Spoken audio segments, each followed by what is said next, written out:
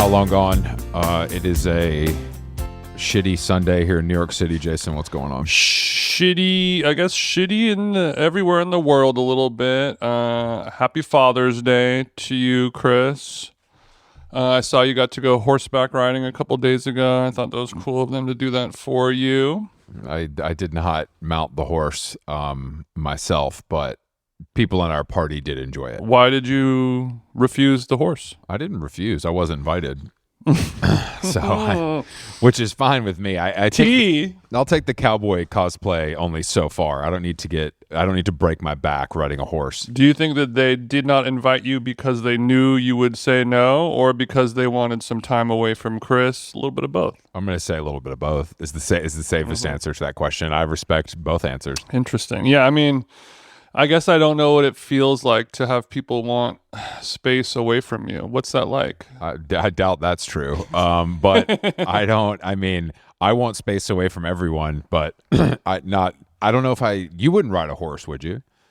No, just ethically speaking, I would not. You don't have ethics. I would ride. Because my ass is so fat, I would feel bad for the horse. You would eat horse, but you won't ride horse. I get that, actually. 1,000%. Yeah. All this cake going on top of a stallion. I don't care how big of a horse he is. I just feel bad for him. I think that any horse could handle you, and would be lucky to have you. They would be lucky to have my monkey sliding up and down on the back of their mane. That is correct, Chris. But you know, I do weigh my weight is in the 200s, not in the 100s at the end of the day, and that's some weight, right? Yeah, but look, have you seen cowboys? They're not small. But I guess they're trained properly. Yeah, therefore, everybody wins. I don't agree with cowboys in a lot of ways, ethically speaking. You know, they're okay with riding horses. They're okay with hitting their family and spouses. Don't do that. Don't put that The only thing that cowboys and I have in common is a little drunk driving. That's true. Yeah, they're definitely drunk driving the horse and the truck, I think, depending on where they are. Yeah, and we both get pulled over and we both get let off.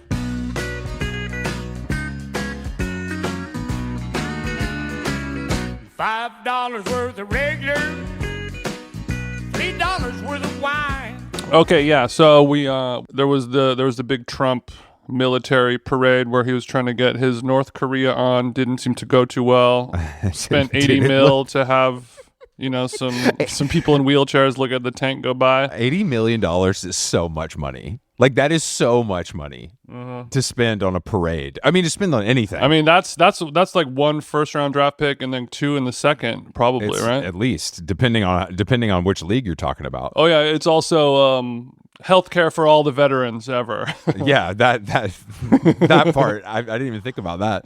But yeah, I saw some cool photos, some aerial shots, the classic sort of, I feel like Trump has been the most aerial shot president that we've ever had. Like, he loves to post the crowd shot, and I think that's coming back to haunt him when the crowd is a little thin. Okay, so you're saying like when I'm watching my Instagram clips of DJ Fisher doing live in Ibiza, and they get the drone out and it whips around and shows just never-ending crowd to the horizon, thousands and thousands of people, and you're like, this is epic sauce. And Trump does the same thing, except there's 1,400 people in a venue that can hold 300,000. And no King's Day, this is the first year that this has happened, right? Yeah, I honestly, I still don't really know what it means as far as like what the statement is. I guess it's a response to sort of a dictator leading. Is that correct? It's rejecting hierarchy.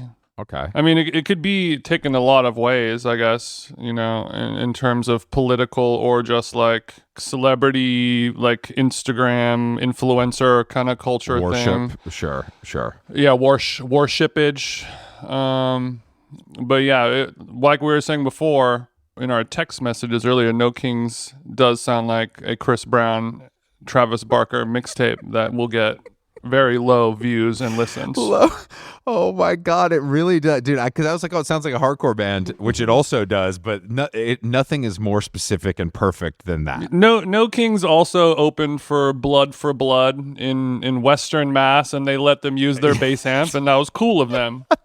It was really sick, bro. Despair let us borrow their amp, and it was just like the show was sick. But I just don't. It just No Kings. It just sounds. It's a little too up for interpretation. It is. You know what I mean? I would like a more direct rallying cry if that's what we're going to get behind. Because No Kings. Democratic people love an indirect message. Yes, they do. Yes, they do. I know that. Well, I obviously the overarching message of No King's Day, I fundamentally agree with. You know, if I had to side on a side, I would side with them. The execution of some librarians making signs that say "Live, Laugh, GTFO, Cheeto Man," so you could post it on your Instagram, less effective. The only cool thing that has ever come out of protesting is like police cars getting destroyed. Like the signs are all as a complete dork fest, a one-upmanship of losers. Yeah. And the only thing that's throwing rocks at cop cars and breaking the windshields is cool. That's the coolest thing you can do. Anything else is going to go below that. Because walking around and yelling, no one cares at the end of the day. Yeah. I'm not saying that's good. I'm saying that's bad. I was listening to Tim Dillon this morning. He was saying that, you know, kind of the whole point of a protest is, especially non-violent or whatever, is to go out there with the press, with the media, with the Instagrammers in a legal way, get somebody to provoke a police officer so they shoot him with a beanbag or kick him in the nuts, or, you know, get that photo of a gnarly police officer with the Punisher skull tattoo on the side of the neck, you know, punching a mother of four, and get that photo on the LA Times. That's what the protests are for. Good point. So everyone is like, holy shit, what the fuck is going on here? Unfortunately, I just don't think anything will convince anyone to agree with the other side. Does that make sense? Like, I don't think there's anything. If you're a true Trump head, there's nothing that will change your mind. Even if he's like, I mean, I've seen video of interviews with people where it's like, I'm a roofer who owns this big roofing company. Trump arrested all my employees. I'd still vote for him. Right. Like, it's crazy. I think we're at the point where even Trump publicly disagreeing with himself and going back on his actions will still not get Trump supporters to agree with Trump, even if Trump says it himself. No, I completely... because he was saying that. He's like, oh, we're going to deport everyone, blah, blah, blah, blah, blah. And then everyone is like, hey, wait a minute. You know, we are unable to function as a country, you know, instantaneously. If you remove all of these people, everything shuts down. And he was like, okay, maybe that was a bad idea. And we'll look into it. This whole American manufacturing thing isn't going to work if everyone gets deported. I mean, it's an awful and a dark thing, and it makes him sound wildly stupid and irresponsible, but a positive step in the right direction, where he's like actively recognizing the consequences for his actions. A stupid thing. But conversely, I saw a tweet, somebody named Eric Erickson, No King's Day. No King's Day brought to you by a party that picked a presidential nominee without a primary. Well, that one hit. I mean, I've seen a lot of good. This has produced a lot of good content, as always. You know, I mean, I was at Whole Foods in Glendale yesterday, and there's guys sitting outside eating their little deli sandwich and having their fourth wave watermelon matcha, wearing, you know, Joe Biden 2024 hats and shit. Oh, 100%. And I'm like, what do you guys need a hobby or a job or something? What's going on here, y'all? I mean, I always think about that when I see like the heavily stickered cars. Mm-hmm. What are you going to do? You're just going to let it rock? Even if your candidate lost and it's 5 years later, you're just going to, the Prius bumper, you can't, what do we do? I think what it is they're treating it like an investment, like a cool, you know, when like there's people who hoard vintage clothing in hopes that like, oh, in 20 years, it's going to come back. This is going to come back. And I think, you know, you see it all the time. You see the old, you know, the old 70s Volvo station wagon with like a Carter 78 sticker on it or something like that, and it has a perfect patina, and you're like, oh, that's sweet. You know, now that you say that, I was in an antique store just yesterday in South Carolina, and there was a whole case of vintage, you know, political merchandise, which I understand there's a market for as a collector.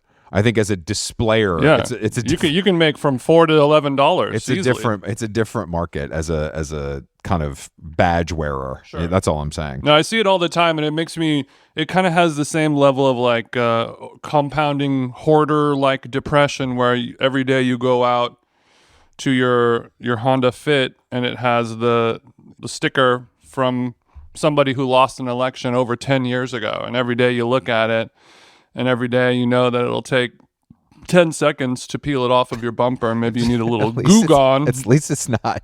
Yeah, it's also, it depends on what the race is. If it's presidential, at least it's the main one. If you have like a city councilman sticker on the bumper of the Fit, I think that's more of an issue. At least if you're dealing with one of the main, the top politicians. One where we all know who won that game. I thought you were going to go a different direction when you said it depends on what race it is. No. I actually, something really funny happened to me yesterday at the airport that has to do with race. Okay. We got on an earlier flight, so we were boarding a little bit in a rush, and there were some issues scanning our boarding pass. Like, we just changed it, so there were some issues with the boarding pass. And the gate agent looks at me and goes, "Are you black?" And I had to stop for a second and say yes and no. And she did find that very funny. And I'm glad, because I was really concerned when it came out of my mouth. I just did not. She really liked it. She was like, "Damn, that is funny. My bad." And it was good, but it was a risky move. Yeah, I mean, because when somebody kind of feeds a little joke premise to you on a silver platter like that, you can get a little, not you, but anyone can get a little excited of like, oh my God, it's happening. You know what I mean? I don't want to mess this one up.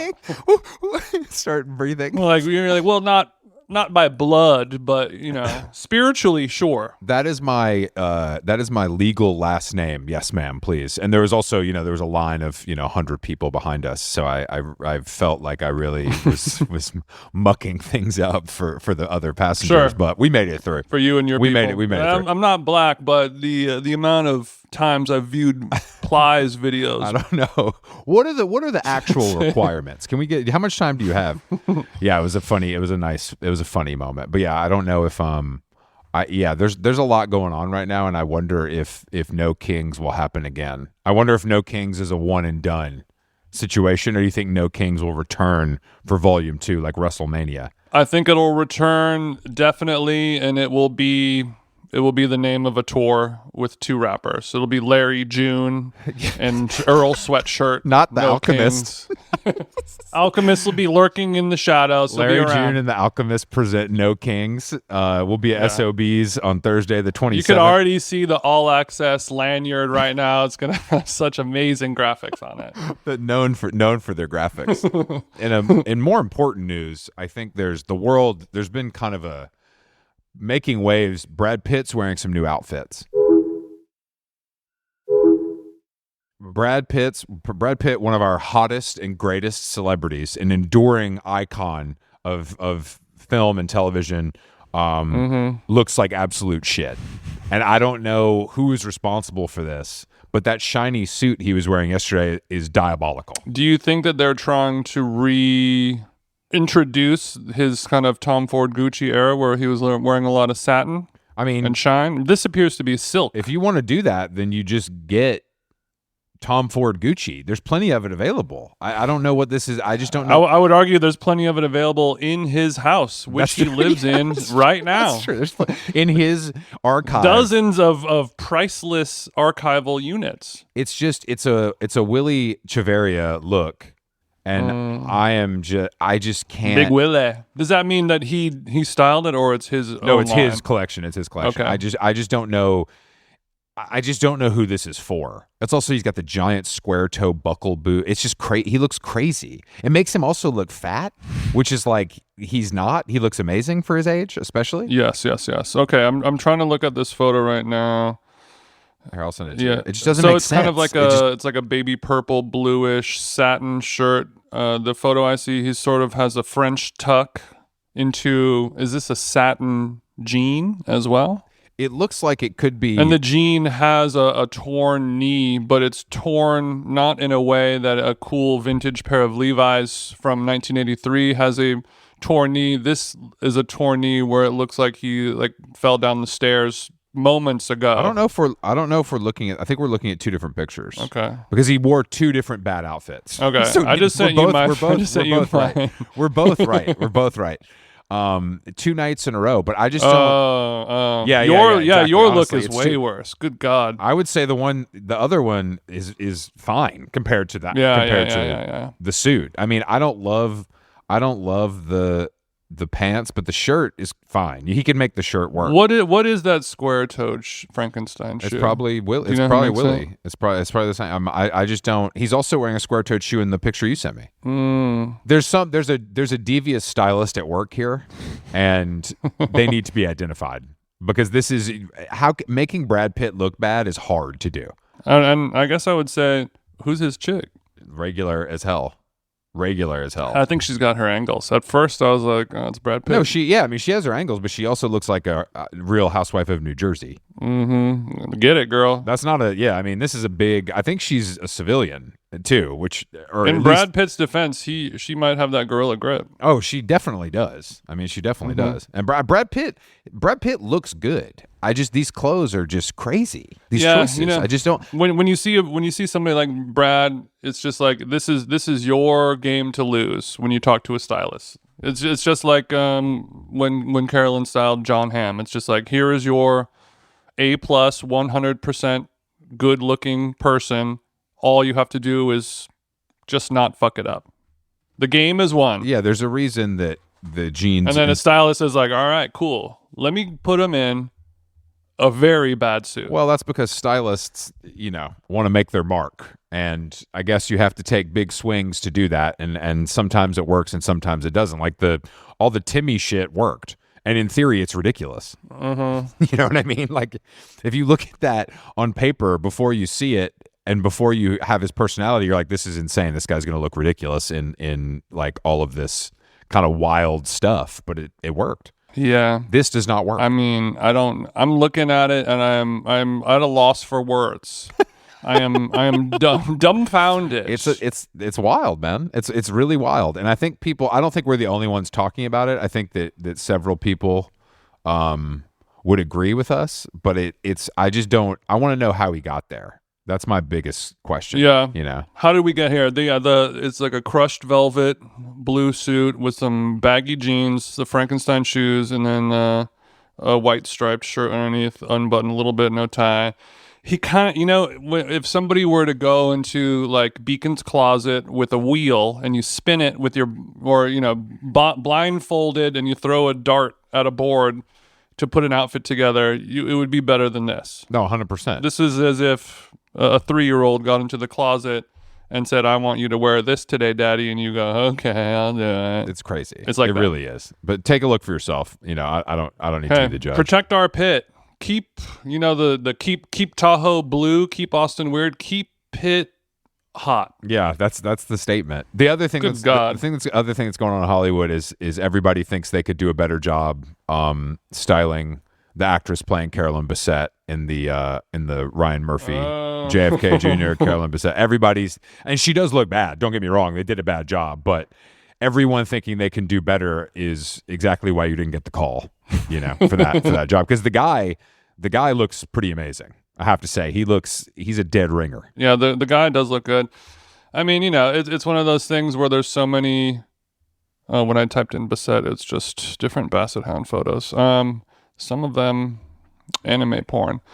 But yeah, I mean, when you get those looks, there's so much that goes into it other than I have some photos saved on my Pinterest. It's really not that easy to do it all. But also, that being said, everyone's saying they think they could do a better job. They're right to feel that way. I mean, this feels like one of those no one could win situations. Yeah. There's too much working but against then you. like on the Crown with Princess Di, no one had a problem with that. Like, it can be done, right? I don't think I'm not kidding. I think that people care less about Princess Diana than Carolyn Bessette. I'm dead serious. Like, as far as this kind of thing goes, just in terms of a fashion, I think that Carolyn Bessette is like consistently peaking in this world where Diana has more of an up and down. I love them both, of course, iconic, but I do think that the passion that Carolyn Bessette people exhibit for her is very different than almost anyone else. Wow, no kings except Burger King, Chris. That's good. That reminds me of a joke that I heard yesterday. I had lunch at a restaurant called Cafe 2001, and it's built into another restaurant called Yes. Jesus with Christ. Two What's or going three on out yeses. there, bro? What's going on out there, man? It's good. The food is delish. I'm sure. That doesn't mean they shouldn't rename it, but go ahead. And it's one of those places where, maybe there's a small condensed menu, and it's not unusual maybe at a Stir Crazy or a place like Baby Bistro where you fire the menu. And we were joking about that, and our lunch guest made a classic Yo Mama joke. Yo Mama's so fat, she look at a menu and say yes. What a timeless, great one. I had forgotten about that. Are you keeping this person's name out of this because that joke is so bad, or is there other reasons? There are not other reasons. I just don't, I don't know.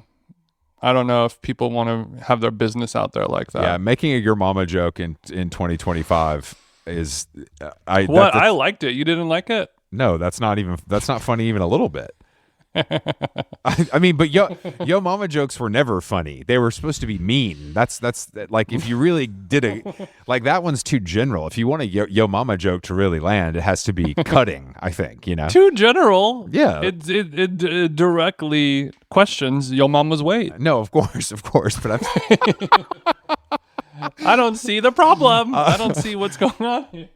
My client, yeah, I think that I see where you're going with that, but I want more specificity as far as like really getting into the nitty gritty of Yo Mama and what she embodies, because fat is so general. Okay, I served up peanut butter and jelly. I served up a slice of apple pie, and you said, "Where's the creme fraiche reduction? Exactly. Where's the buttermilk creme anglaise with huckleberry foam?" No, I would say, look, no, I'm not saying huckleberry foam. I'm saying, let us appreciate the simplicity of a perfectly worded, stupid Yo Mama joke. The economy of words, coincidentally, couldn't be less thick and chunky and fat.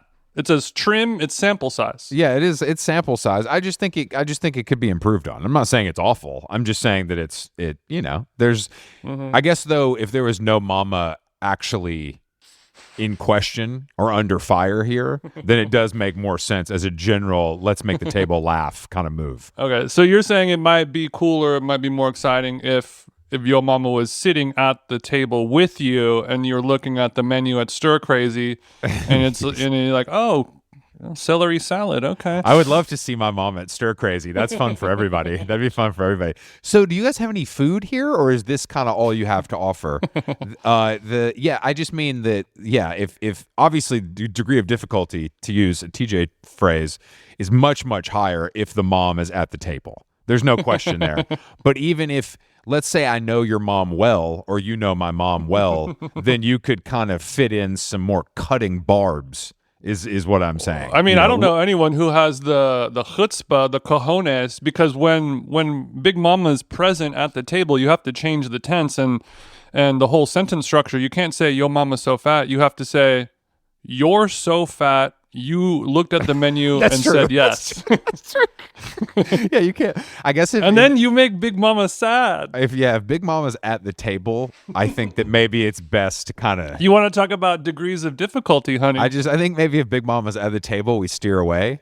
But if you know somebody really well and you can really get under their skin with a specific, I think that is the move with the Yo Mama to really make it resonate. And since it is Father's Day, maybe we need to change the whole structure. Yeah. No more Yo Mama jokes. Yo Daddy jokes don't really hit the same to me, but maybe that's just because they haven't been presented as well over the years. Yeah, the oeuvre of work is not as substantial as Yo Mama with the Yo Daddy. And usually the Yo Daddy, it's based on, absentee fatherhood, lack of money. He ain't shit isms. Whereas the Yo Mama stuff is typically just centered around the obesity epidemic in America. No, you're absolutely right. But right. I'll try it out today. I mean, I'm going out to Father's Day lunch with Carolyn's dad tonight. He's got a sense of humor. You're so. You're daddy. Yeah, I don't. It's tough. It's really tough to do. I think that this is good homework for you, though. You're saying that we need to get a more yo daddy joke. We need to get it going more. Today is your opportunity to not just talk the talk, but to walk the walk and get out there and kind of show us what a yo daddy joke could be on Father's Day. Yo daddy, so depressed, he keep a bottle of whiskey in the bathroom cabinet. Yeah, they don't really. Yo daddy hate his family so much. He be spending too much time in the garage lately. Yeah, there's plenty of golf material. I mean, I know your father-in-law is a big musician, so we could get into that. There's a lot of material here. Another guitar pedal. He has such an easygoing demeanor that I feel like he is actually a great recipient for one of these harmless jokes. Oh, 1,000%. He can dish it out and take it. I love that. As we're both September 4th, Year of the Monkeys, so we have a playful spirit, but we also respect and we love hard is another thing about us. One thing about me, I love hard. What can I say? What can I say? Are you familiar? I sent this to the group chat earlier today, but are you familiar with the TikTok line cook that is viral on the internet all the time? No, I am not. Oh, you're not. Okay, that's funny that I get. I don't this have and you TikTok, don't. but tell me about it. I don't either. It's an Instagram. It's Instagram. So it's a guy named Gio who kind of does these videos like I'm having for lunch today. Like he's taking a break from his shift and he's got his what are those stupid cups you guys drink out of to make yourself feel like a chef? Deli container. He's got the deli container full of Dr. Pepper with ice, and he's eating a meal. And the videos are compelling. I have to say they're good. But is it fake, or is he a real? No, it's real. No, it's all very real. It's all very real. That's dark. So he's not playing like a funny character. He's not like satirizing. No, it. he's 100%. He's 100% on his break from work. Okay, I'm watching a video. Making more money on TikTok. He's got a cigarette behind the ear, an eyebrow piercing, and he's got a Sharpie on the collar, and he's drinking his probably black espresso out of a deli container. Yes. And this is real? Yes. And damn, I thought it was he was like pranking this style. No, it's very good. Like I really like I really like the whole thing. Okay. Which is but why do you like it? Don't you hate all line cook everything? No, not when they're young, hot, trans, and in an Addison Rae video. Then it gives a line cook a little more to go with. I think that's but so honestly, protect line cook dolls is what you're saying. Yes, but no, I just didn't. I honestly, truly did not know that he was trans. I had no idea, and I just found out about that from a story that was posted. But I don't. The videos are stupid, of course, but they do well because he's hot. Okay. And that's the whole thing. But he's in the Addison Rae video. Got it. Okay. I guess I've seen it a handful of times on Instagram, and it's like, rolling a cigarette out back with a deli cup full of Coke and a sandwich. But I didn't realize that it was a means to an end. I didn't know it could get you in a music video, Well, maybe is that the problem, that it is a means to an end? Is it because do you think that Gio, the TikTok line cook, wants to be a chef or an influencer? I'm going to say a little bit of everything. Of course, I'm forced to choose because that's what's going to happen if your TikTok gets too poppin'. Influencer. If your TikTok gets too poppin', your boss is definitely going to fire you at whatever restaurant in Bushwick he works at. Yeah, I guess if I was this person's boss and I had a line cook and I was paying them money to do a job and they have a cameraman following them to go I don't think it's pick like up that. a box of chickens. I'm watching a video right now. 2 NYC line cooks go on a mission to pick up chickens for service. That's sick. And it's just a guy walking down the sidewalk with a box of chicken, and it has 100,000 views. Okay, if you're let me say this. If you're the head chef and this doesn't actually interfere with service at all, and this person is good at their job and you like them, do you find a way to fire them because you think it's annoying they're on TikTok, or do you let it rock? I'd definitely find a way to fire them. Definitely, I knew that was definitely. coming. I knew that was coming. I mean, well, I mean, it's think very that- hard to fire people nowadays. I don't think it's. I think it's hard to fire people in a corporate environment. I don't know if restaurants it's quite as hard. No, it is. It is. It is. You have to issue multiple written, signed warnings and violations of policy. Sure. You have to risk all, lawsuits and allegations and this and that. It's from knowing many people who work in the industry. They say that is the most difficult part of the job is the hiring and firing of people, because everyone is notoriously flaky. They'll come, you spend 2 weeks talking to them, you get them all set up, they work one shift and they ghost you and never call again, or they're awful people and it takes 6 months to eventually fire them legally without being sued by 7 different organizations. I love the fact that a server could get a lawyer together to sue their employer. That's really funny to me.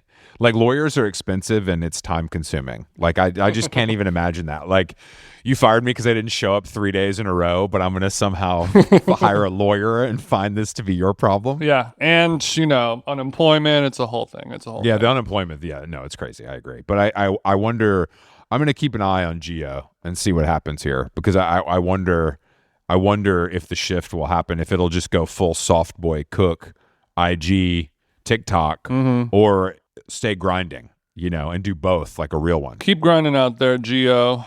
Keep having Diet Coke out of the plastic cup. And, let me see what your shorts look like and get ready with me. Yeah, we need to get ready with me to go get chickens.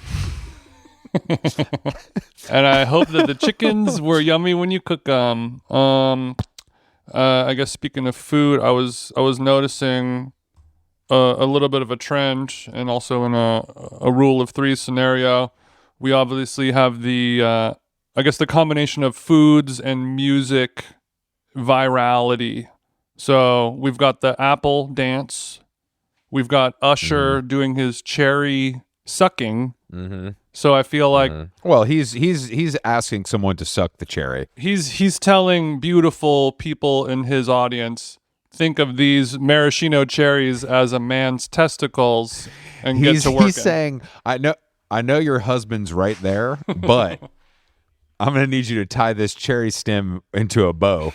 Yeah, I mean, life comes at you real quick when you see your bitch sucking on them cherries in front of 13,000 people in Vegas, huh? So what is your discovery? So I wanted us to, ideate and brainstorm in real time. There needs to be a fruit and a musician combining into some type of new moment. It doesn't have to be a dance or just a thing, but like everyone has these like Sabrina Carpenter, she would like do a different like stripper horny dance for every show, and that was like a big thing that everyone checks for. You know what I'm talking about? Yeah, I do. I know what you're talking about. Yeah, I mean, yeah, I think I know. What no, I'm I mean, I subscribe to the she's subreddit. in trouble right now, though. There's a lot of Sabrina Carpenter. She, if she would back off, She's in trouble. Well, she has a new album cover where she's on all fours getting her hair pulled by a man's hand out of camera, and people are upset. Right. Too sexual, too risque. But I just think this is historically, we've had this happen several times with women of this caliber, that are like kind of Disney, Nickelodeon, whatever stars that become really popular a little bit older, and then they kind of do whatever they want because this might be the real her, We've all seen the Christina Aguilera Dirte video and accompanied Rolling Stone photo shoot. It's a classic. That's literally what Sabrina Carpenter did. There's an album When cover. a boy became a man. And then a Sabrina Carpenter Rolling Stone cover shoot. No joke. That's the blueprint. I think all of her problems would go away if she just had dark hair the whole time. Really? Yeah. Maybe. I think her problems would go away if she didn't look like a child. I think that's why people have a problem with it more than anything else. The dark hair fixes all those issues. Because I think they want to like it, and that makes them feel like a creep, so they can't. So then they rebel. Look, the louder. power of a good haircut. My girls know. All my ladies listening, I just sent you a photo. I don't think that she looks good with dark hair. I've seen it before. Damn. That's how I really know you are gay. She looks like Sydney Sweeney in this picture. Yeah, one of the ugliest bitches in town, right? Well, but Sydney Sweeney's blonde is what I'm saying. Somehow she does it. Sometimes she does it with dark hair. I didn't notice. I've never thought about them looking alike.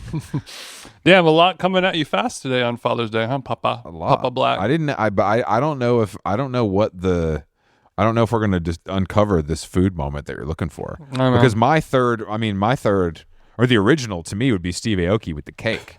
God damn it. I mean, I want to. Yeah, that's true. I don't mean to kind of bring it back to you, but that feels like the original food. Honestly, moment. you're right. I mean, I was Ozzy my Osbourne problem, biting the head off a bird. I don't know if that. I was trying to think too much into specifically the fruit. I mean, there's the apple and the cherry. I was thinking too specific fruit. The cake is, yeah. I mean, he really is using food. Good old Aoki. He's still doing that though, right?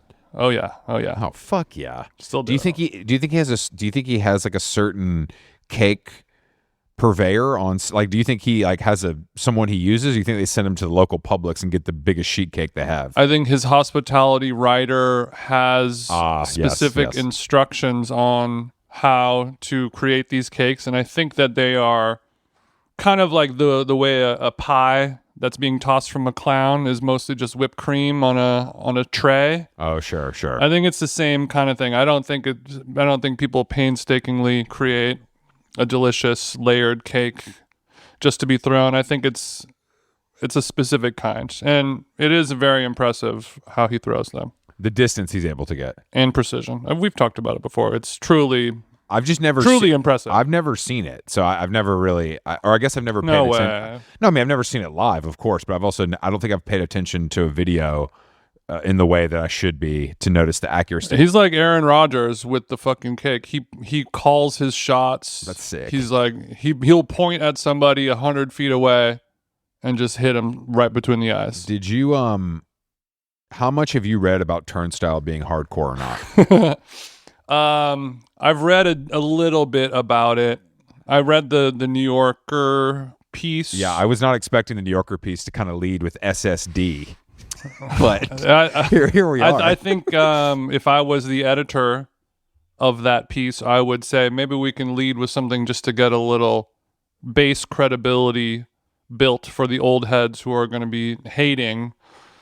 They might be questioning his hardcore roots. Yo, they're definitely questioning the roots, but I don't know if you have to come at it like an academic and not like a dork, which I think is what I know. Those two things usually go hand in hand, but I'm saying like if you have some like hardcore head, it's going to feel like biased and weird kind of to me. Mm-hmm. Whereas if you have you're someone that's more of like a music expert, I think they can unpack it in a way that feels a little more. Also, it's a little more digestible to like someone who doesn't know what any of this is. Yeah. Whereas if you get someone that's like, I started Punk Planet, it's going to be like, it's going to be a little much for most people. But yeah, I find it really interesting that people care so much. But I guess it's because they're popular, and but this to me reminds me of when, on a much bigger scale, it's like when bands would start playing like Ozfest. And everybody was like mad about that, but they were also making money and on a major label. I don't really see why you would not want that for someone, no matter where they come from. Yeah, well, I mean, just in terms of hardcore specifically or micro genres of things, identity is tied to music so much for those people. And when a band that you love and discover at a house show 10 years later is playing Jimmy Kimmel Live, and your dorky cousin from the other side of town is wearing their hoodie. Look, Knocked Loose sucks. I won't argue with that. Okay. But that means your identity is in question. That means that, it's an investment. I've put a lot of time and effort into wrapping my life and identity around this thing. Now it has become mainstream, which means I am now mainstream, so I have to abandon them unless I am secure with myself and my taste. Then I can continue enjoy them if I want. But here's what I'm saying. All of that died with the internet and like social media. Like none of that. It's like impossible to think like that when the information is so easy to find.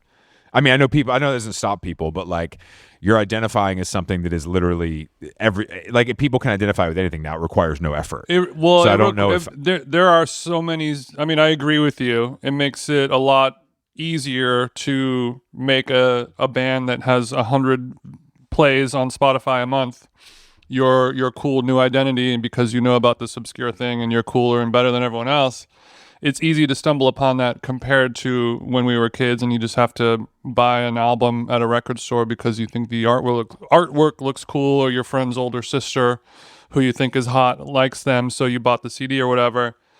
But I think that Turnstile is still a hardcore band, and I think that they're a lot of I would say arguably maybe the biggest, most successful hardcore band of all time, all things considered, could be Gorilla Biscuits.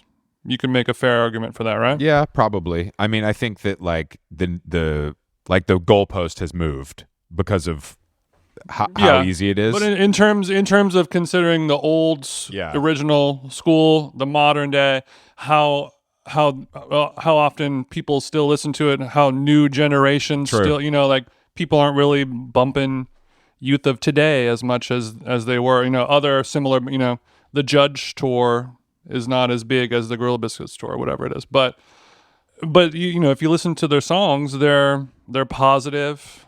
They're not very tough guy.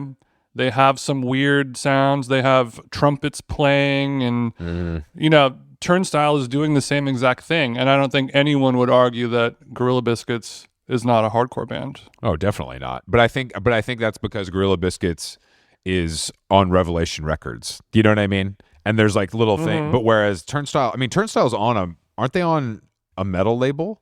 Aren't they on They're on Roadrunner. Yeah, they're on Roadrunner. But I think maybe under Warner, I don't know. Yeah, I mean, they're basically on a major, or whatever, because it's owned by Elektra. And I think that is a big differentiator to people, which is so funny to me that's like who cares, dude?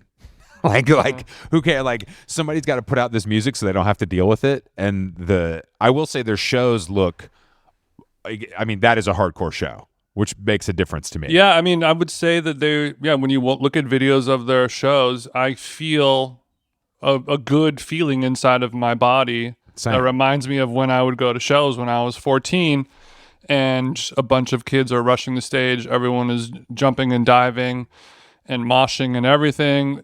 People are getting hurt. People are getting bloodied. There's not fights. It's policing itself. There is justice. Everyone's getting their rage out. People are supporting women and minorities and handicapped people and showing everyone the same level of respect. It's a beautiful thing. And a lot of hardcore shows, when you look at other videos, it's just dudes with sleeveless t-shirts just punching the air and weird like empty dance floor murder pits, and just the energy is wrong. No, I agree. The energy at a Turnstile show seems great. And when you listen to hardcore, where it is just like it comes down to the riff, does this simple riff move you or not? And that's it. Agree. And I feel the same way about the shows. Like, the shows look fun, and it does make you like that. The videos from that show in Baltimore, I feel like the reason they went viral is because a lot of people like just haven't seen anything like that before. You know what I mean? And it looks fucking crazy. Who else could have a show in an open field that's free? And I think it was like 14,000 people came total or something like that. They raised tens and hundreds of thousands of dollars for charities. Set a stage up in the middle of a field. There's no barrier. There's no security. There's no anything. I can be front row touching the singer's shoe. That doesn't exist anywhere ever on that scale. No. In 2025. Not even close. I think Turnstile needs more credit for creating an environment like that, because they're so big that they should not be able to do that. And it's not easy for them to create those environments. They have to go out of their way to do that, versus just like, we're playing. That's harder to do. Bumbershoot at 12. Okay, we'll just, it's harder to we'll do. just go play that festival. And they're like, no. Yeah, they're doing the hard thing, because otherwise it's not a show. That's, to me, what makes it hardcore, is because it's like an ethos thing. As much as it is a guitar thing, but people are, it is really hotly debated. I have to say, I don't know if I saw that coming, but I guess once the media gets a hold of something like that, it becomes such a wildfire. It's bound to happen. To me, it's a tale as old as time. Once, bands sometimes don't have a choice of quote unquote selling out. Sometimes bands get way more popular than they really want to. You know, like Yeah, of course. Nirvana, probably case in point. They did not want to get that big. No, And definitely they not. didn't do it because they made those efforts. It's just Sometimes the world goes your way. and you know, if I'm a long time, you know, Turnstile's been around for 15 years. If I discovered them in 2010, I've been riding with them forever. And you see a video of like James Hetfield from Metallica like rocking out to your show backstage at a giant festival in Brussels. I'm gonna be like, oh, I guess I gotta get a new favorite band now. I mean, if Metallica likes anything, I'm running the other way. That's for sure. But also, that's what I like about Turnstile. They have a simple, chunky riff. And also, because of their size and popularity and money behind them, they're able to create a hardcore record where the production level is very high. And that's a thing that does not happen in hardcore. Who did this record, though? Unfortunately, was it Rick Rubin? I don't know. I think it was. Or I think they did it at his studio, at least. Maybe that's what it is. Yeah, I mean, either way, who knows? But just the production quality, you're like, this is on the level of a Metallica record, and it's rare that you hear that. Yeah, I mean, I'm not really going to listen to it, but I'm happy that it exists, and that's what really matters. I like listening to it. I like that they are making songs that have Be More Club beats. Yeah, that shit's cool. Halfway through it, I agree. I think that's really cool. I think that is really showing your influences in a way and repping for your hometown that most people don't do. And I also like that he's like, I sing this way, and that's how I sing, and this is what it is, like it or not. And I will gladly take that over the guy who's doing like the pig squeal, trying to sound as tough as possible, and then the bridge breakdown, get into some emo fucking crying bullshit. Yeah, like I will take Turnstile over that fucking gay shit. Don't talk about Brand New like that, bro. They're coming back. I mean, I've never heard any of those bands. I just hear one song where the guy goes, yeah, and that's why you freaking hurt me. Like, to me, nothing is more bitch No, than Brand that. New is not that. I'm joking, but I know exactly what you're talking about, and that was a very popular sort of twist on the genre for a very long time. And it still happens. Still happens today. Oh, for sure. Did you see the video of Justin Bieber saying he stands on business to the paparazzi? Yeah, he said, why do you think you can't clock me? Because I'm standing on. He's only speaking in internet colloquialisms. He said I'm not the one. He said I'm not the one to be effed with, paparazzi. And I think that we need him to hit a paparazzi. I'm a dad, I'm a husband. You're not getting it. It's not clocking to you. It's not clocking to you that I'm standing on business, is it? You're in the sidewalk. I don't give a fuck if you're on the sidewalk. I'm a human being. You're standing around my car. At the beach. You know what I'm saying? You don't think I'm a real fucking guy, do you? You're gonna take this video out of context. You're gonna say I'm mad. I don't know who the f paying you to provoke me, but I'm not the fucking one. Okay? Stop provoking me. I'm a real dad, a real husband, a real man. All right. So don't fucking do this to me. Okay? All right, cool. I'm not to be f***ed with. I don't know who's paying you to f me or provoke me, but I'm not the one. I don't care that you're on the sidewalk. I don't care what kind of dirty work, what kind of nasty you're getting paid in the background to provoke me, bro, but I'm not the fucking one. I'm really not the one.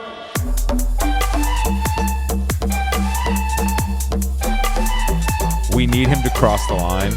I think that's how he gets help. Like, I think if he knocks out a TMZ cameraman and then he has to deal with his problems, that will get it over with quicker. Sometimes you got to crash the plane, is what you're saying, to get the help that he needs.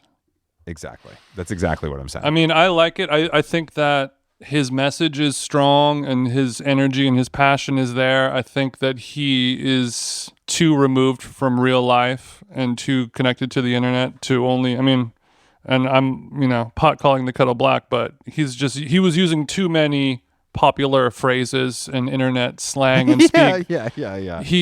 There was no actual conversation or words happening. It was like, you can't clock me, sis. I'm standing on business and this, and it was just a string of things that he found out on gay Twitter. You know, It's really good. It's really good. You're right, though. It's like it felt scripted. They were so from the internet. It was something special. but when anger takes over you, Yeah, what are you supposed You to know do what I mean? when you become unhinged? I sent you a link to the new Drewski feature-length film starring him, Theo Vaughn, and Shane Gillis. I don't like to fire shots at other podcasters, especially Drewski, who's one of my heroes. But my God, is it bad? yeah. Like, I don't even understand like how that. I guess they have enough collective following and influence to get this done at least once. You know, I think what happened was there was nobody in charge to step up and say, guys, we're scrapping this.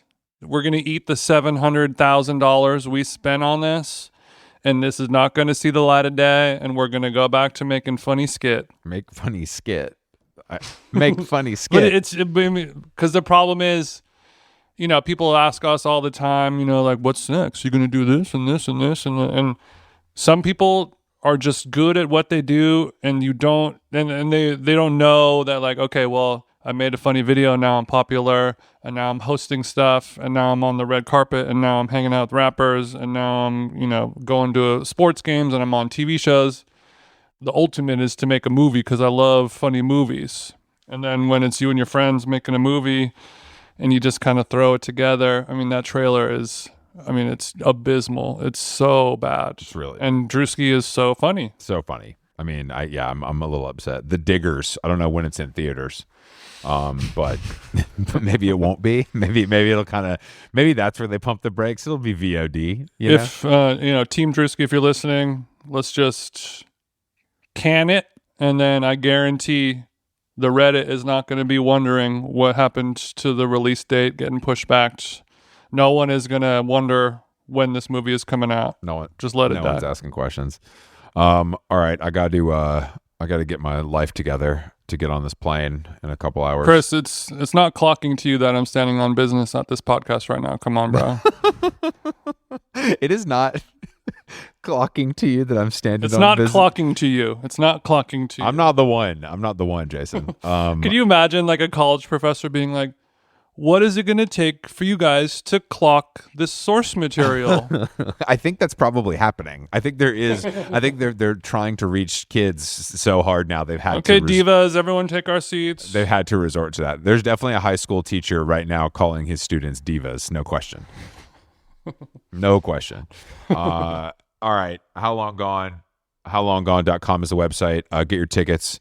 We are coming to Minneapolis, Toronto, Chicago, and DC in the very near future, and then London August 4th at the 100 Club. And we'll be at EatsCon, the Infatuation Food Festival, June 29th in Santa Monica. Come clock us there in conversation with Kate Berlant.